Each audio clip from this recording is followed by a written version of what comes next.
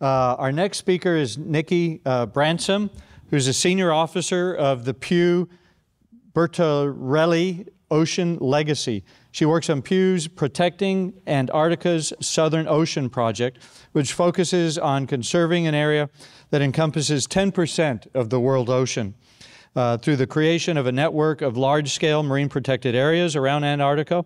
Since joining Pew in 2014, she's helped secure an MPA, Marine Protected Area, designation for the Ross Sea in Antarctica, which is an extension of an ecosystem-based management measure for the Antarctic krill fishery. There's also been able to get 100% observer coverage on the krill fishing vessel. So thank you. Welcome, Nikki.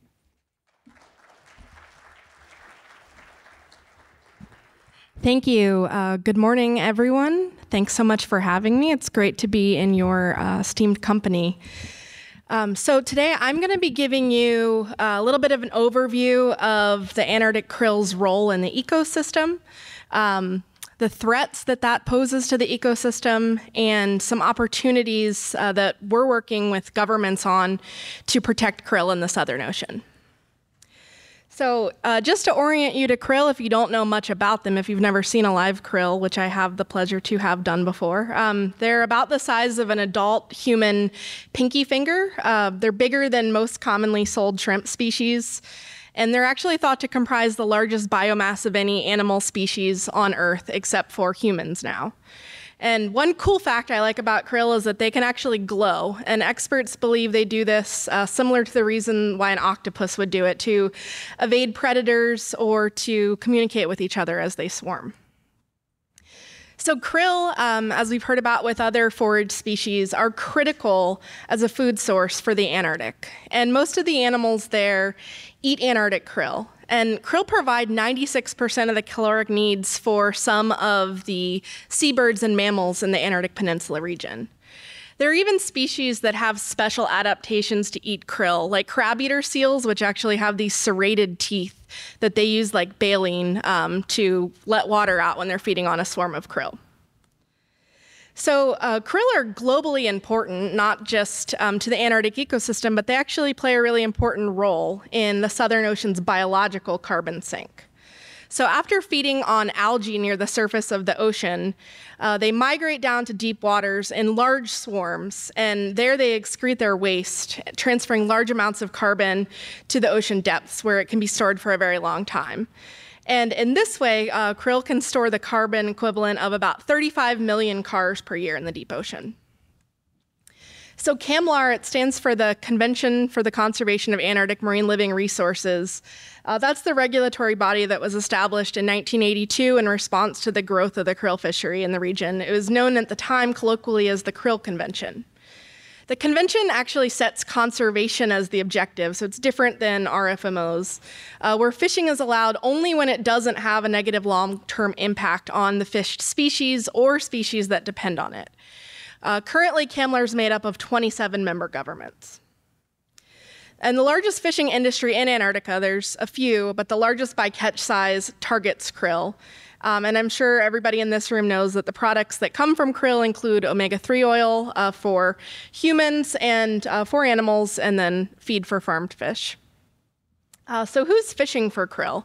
So historically, the first peak was actually caused by the Soviet Union in the 70s and the 80s, and that fishing continued until the collapse of the Soviet Union.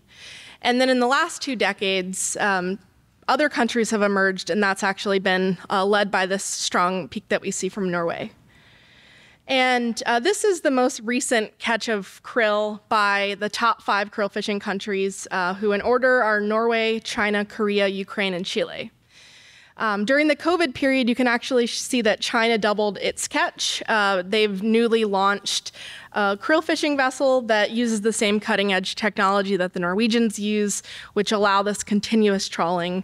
But it's actually important to note that in the last year, the Norwegians took about 70% of the entire catch. So krill have actually adapted to the Southern Ocean's cold waters and are totally reliant on sea ice to complete their life cycles. And unfortunately, one of the places where krill live, the Antarctic Peninsula, is one of the fastest warming places on Earth. And that's already caused krill to shift their range south by about 275 miles. And scientists believe that this habitat will continue to shrink. Eventually, they'll hit the continent, and there's nowhere south for them to go. Scientists led out of Australia have also found that ocean acidification is projected to cause krill populations to collapse by the year 2300, and this is due to the impacts of the acidification on the krill eggs. In addition to climate change, there's other emerging threats to krill in the region. So recently, plastics have been found in krill and their predators. The highly pathogenic avian flu has been decimating thousands of animals in the subantarctics and has recently entered the Antarctic region proper as well. So regarding whether management is currently effective in protecting krill and krill predators as required by the convention, when the fishery first started, fishing was actually spread all around the continent. However, in recent years, all of the krill fishing has moved to the Antarctic Peninsula region and the Scotia Sea region as well. And so fishing is now even more concentrated, and this is one of the single biggest problems facing the krill fishery. So industry likes to say that fishing is sustainable because they're only taking 1% of the population.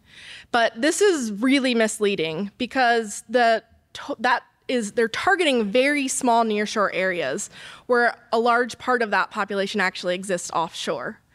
So to illustrate this, here are some catch data from recent years for this Area 48-1, which is right off the peninsula. And within this region in recent years, these two smaller subunits, known as the Bransfield Strait East and West, which are in orange and yellow, they received 74% of catch for the entire sub-area. But these two units only make up 8% of that surface area of the region. So it's this massive concentration in these small areas. And this level of concentration is actually happening as well in the other areas where the fishery operates. Around the South Orkney Islands, 96% of the catch is coming from 2% of the region. And around South Georgia, 95% of the catch is coming from 6% of the region. So there's systematically this overestimate of the amount of krill that's available to these small areas and the amount that predators can spare. So what does this mean for predators? Well, research has shown that krill fishing, even at current levels, and the fishery would like to expand, combined with climate change, has had negative impacts on penguins in the Antarctic Peninsula region.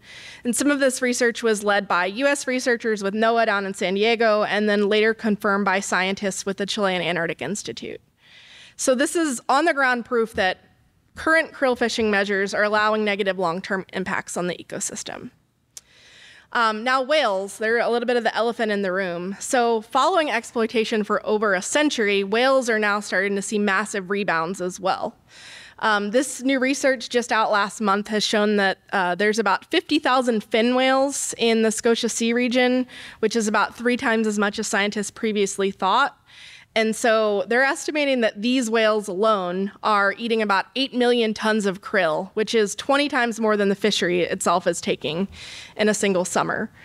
And then these photos here show a superpod of fin whales gathered near the South Orkney Islands in 2022. It was estimated that there were about 1,000 fin whales in this superpod. And you can see the nice pictures at the bottom of the fishery operating right in the middle of that superpod. So there's a clear overlap in space of the areas being used by the fishery and these whales that need so much krill. And unfortunately, in recent years, the krill fishery also killed 3 juvenile humpback whales as bycatch in their operations. So some of the solutions that exist or can be put into place to deal with this, at least in terms of management on the water, is the development of an ecosystem-based management strategy that would spread the krill catch out in space and time.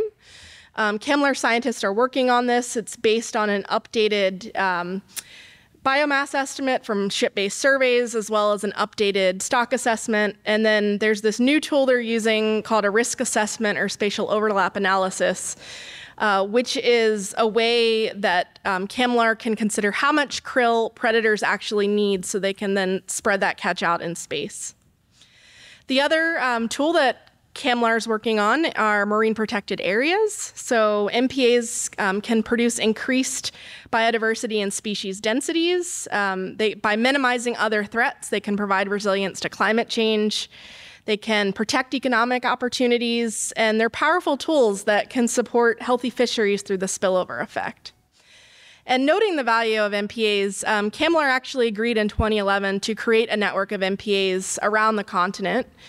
This map here shows the existing and proposed MPAs in the Southern Ocean, both within the CAMLR waters and the territorial waters of governments above 60 degrees south. There's currently 4 MPA proposals on the table right now, and these together, when designated, would protect 2.4% of the global ocean, so making a pretty significant contribution to global conservation targets under the UN Convention on Biological Diversity framework. And then at the 2023 CAMLR meeting, commissioners agreed by consensus to move the redesign of the krill fishery forward with the MPA in the Antarctic Peninsula region.